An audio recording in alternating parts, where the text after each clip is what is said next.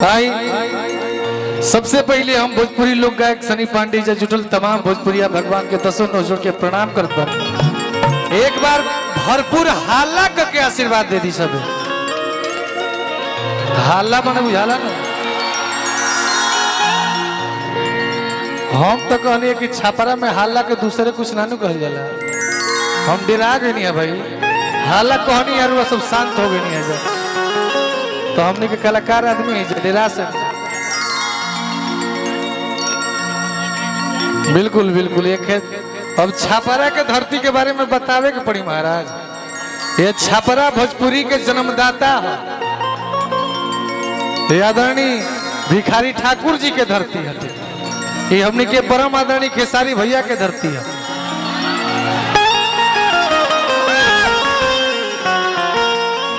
और ये धरती हमारे सब लयदार भाइयों के है।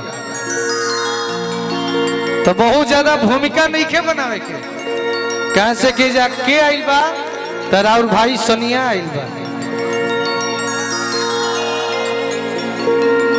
ये धरती हमार जन्मभूमि भले ही बलिया है, लेकिन हमार जहां से भाग्य लिखाला वो धरती छपरा है।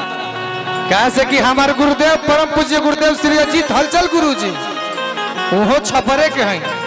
तो एक बार हमरा गुरु जी खातिर जोरदार ताली बजा दी सब।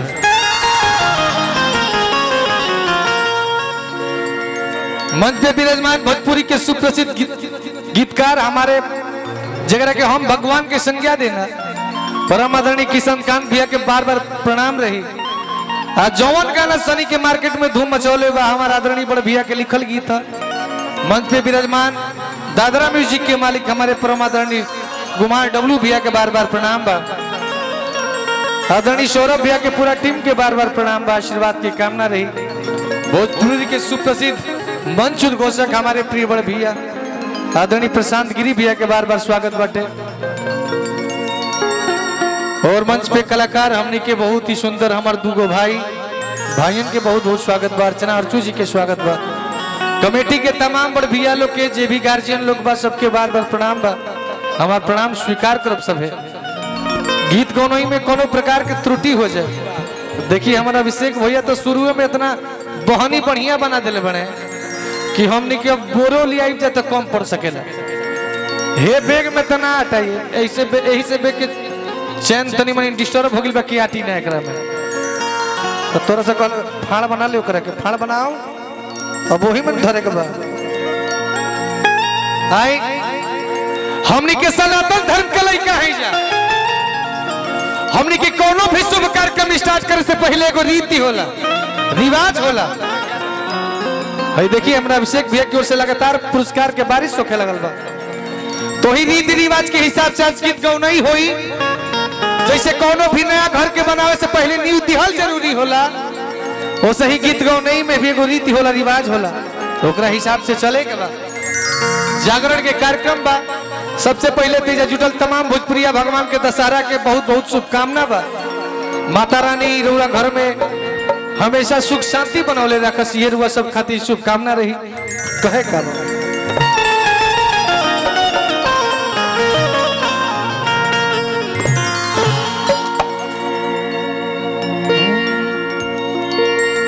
अब कार्यक्रम स्टार्ट होके ना तो खरी मारी जा हाला।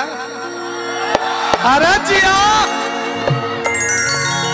ये जो शुरू से लास्ट ले बनल रही नो अपना सोनिया के सहयोग कर बोलो कैसे कि हमारा जिंदगी में तू लोग के बात केहू होइए नहीं के हमरा के बनावे वाला तू लोग।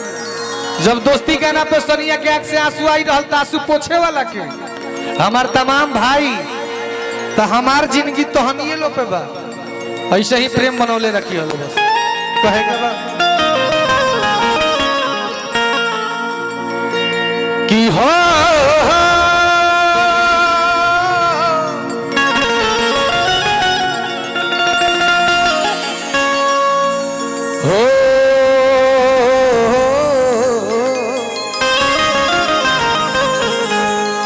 कि जय हो बलेश्वर बाबा।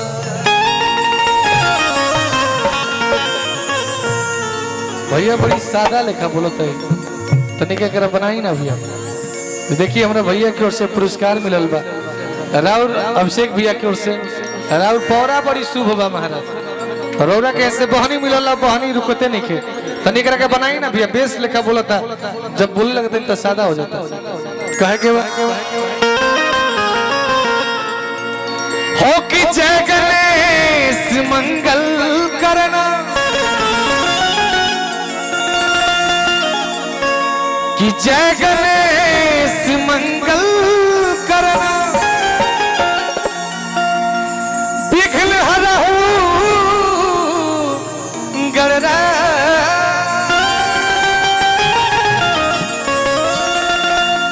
कि एक दंत करिवरी बदना सीधी करो ममका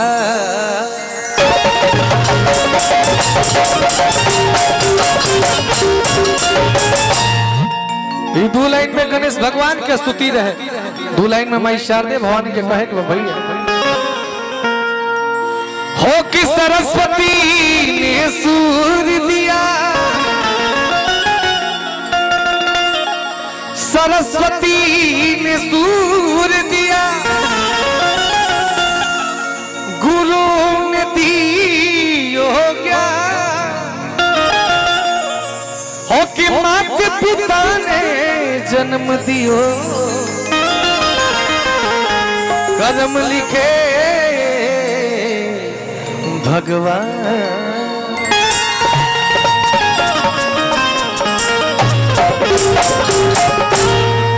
प्रेम से बोलिए शारदे भवानी मैया की, शेरा वाली मैया की, अपना अपना मैया की। हमारा अभिषेक भैया की ओर से पुरस्कार खुला तो अभी हमने के अभी बने बड़का बड़का दो तीन को नोटवे मिलल बता खुला कहाँ से दीजिए, पैसा देते नहीं जाता खुला हो जाए। अभिषेक भैया की ओर से ये धरती लयदारों की धरती है, हमने के 4 जिला के अपन घर माने लीजा,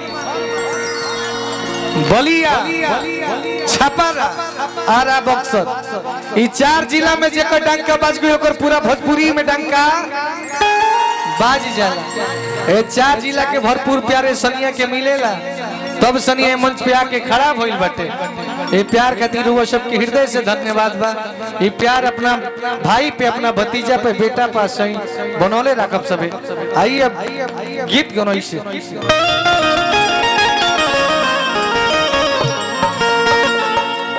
एगो लड़का माई के दरबार में गई बा, कहते कि हे मैया आज भोजपुरी के तमाम बड़े बड़े कलाकार हे मंच पे आई बा, वो बीच में सनिया ऐसा छोट कलाकार के आमंत्रित कइल बा। ये लड़का के लाज तोहरे बचावे के बा। भाव कौन लागल भाई? ये हमने के जे भी पुरानिया लोग बा गीत सुनले होई, ये गीत सुनले होई, पहले जमाना के लोग बोले रहे। क्या भाव रहे भाई? अरे की खाई के, अरे की मगहिया के पान किए राजा हमरो, अरे की जान ले का हो। हमार पूज्य गुरुदेव श्री अजीत हलचल गुरु जी कहनी कि लई लई माने बर्त, अब एकरा में तू का रखब, शुद्ध घी रखब कि डालडा रखब कि का रखब, तोहरा पावे। विजय राय बीडीसी चाचा जी की ओर से पुरस्कार मिलल, बार बार पाँव लगी रही, आशीर्वाद के कामना रही। वही धूम के सहारे सौरभ एकदम बुझाए कि खाटी लइका चढ़ल बा मंच पे, एकदम गीत गौनइयो तरीका से होके चाहिए। आज की बिनती हो की बिनती, आज की बिनती करीला बार बार,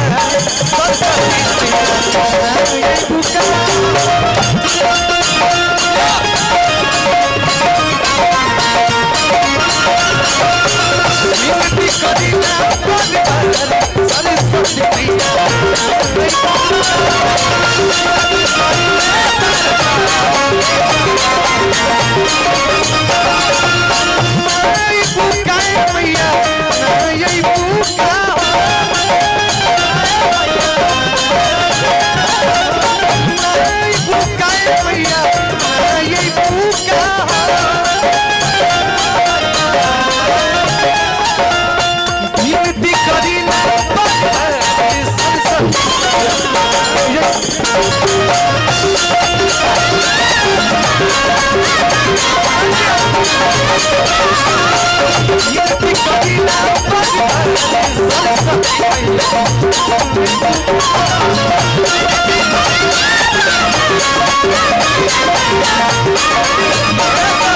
भाव का लगी आवे के परी मैया आवे के परी तोहरा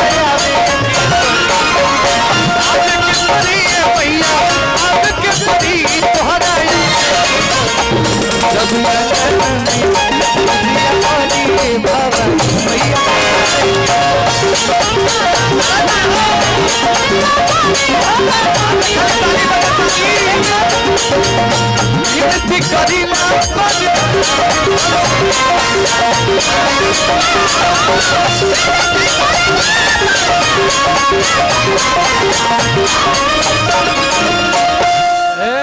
भैया हमार माता बहन रुआ सबके हमारा आवाज सुनाता ना रौरा लोग के हमारा आवाज सुनात हो एक बार हाथ उठा के अपना भाई भतीजा के आशीर्वाद दे दी सब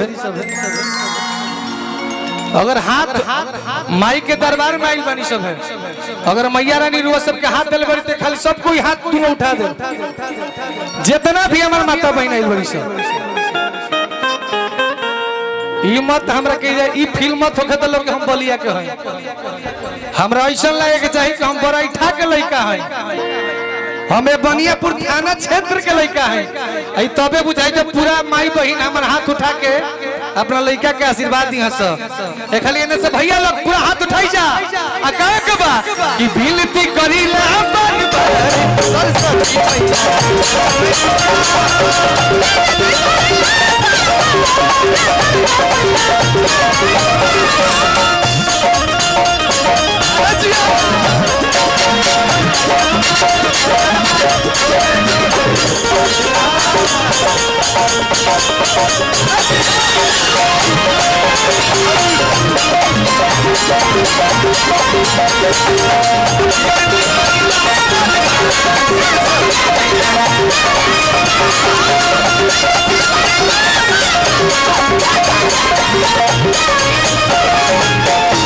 देखिए हमरा छोटका छोटका भगवान की ओर से पुरस्कार मिला यही पुरस्कार है और यह तमाई एकरा से बड़ा खुशनसीबी जीवन में ना हो सकला सौरभ लइका कहत का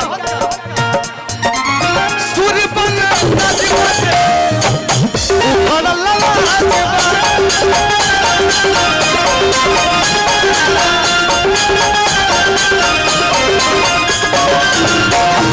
तनी लेवल बढ़ा कर रखिए आज की सुरमा न साच बाटे उखड़ा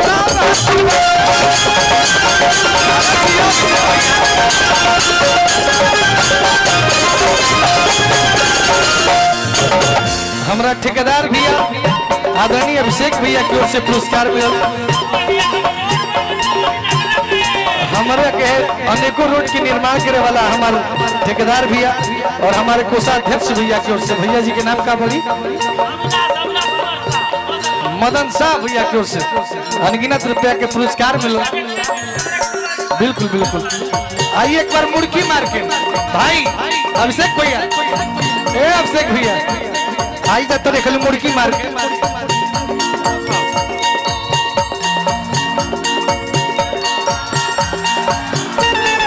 एक बार आइए अरे तनी मनी भाई के साथ हिला दो एक बार सूर्य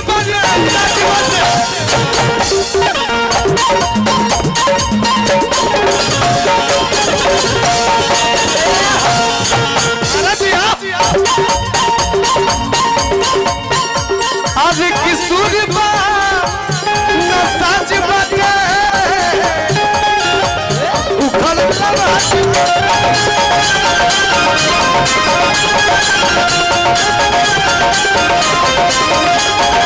ना सूर्य ना साच बा हे मैया रानी ऐसा नहीं कि पूरा भोजपुरी के सबसे सुंदर गवैया सनिया ई तरह सबके प्यार है कि हमारे भाई अपना कपार को बैठा के रखले बड़ा एक बार हमरा अपना भाइयों खातिर जोरदार ताली बजे के चाहिए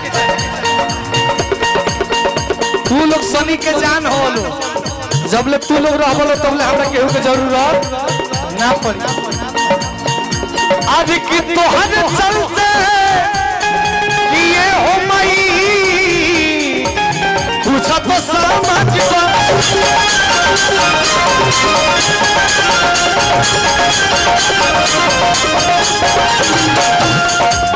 आज की पूछा तो समझबा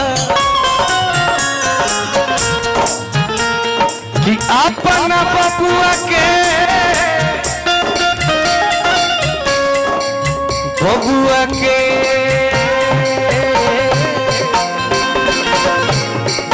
कि ए माई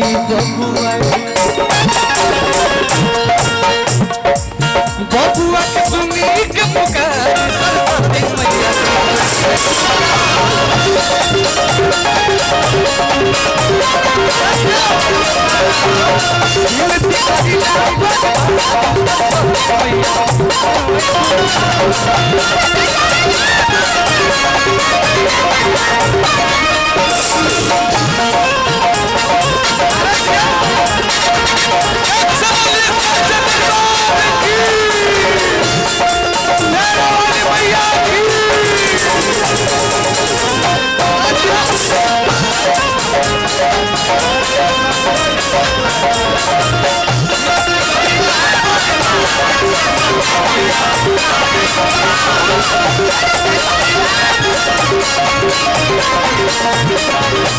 और का लड़का का कहता सोना भी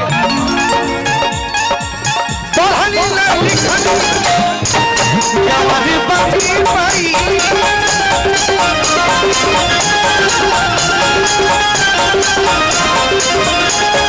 पढ़नी ना लिखनी कमाल बारी माई कुछ किस्सा हुर नहीं के बेटा हम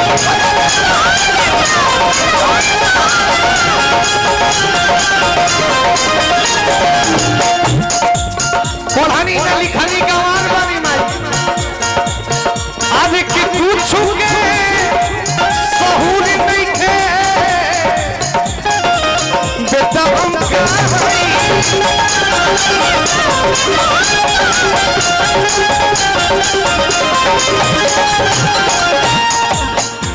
कि अपना सनिया के ए माई सनिया के माई हाउ सनिया के सोनिया के सुने के पुकार सरस्वती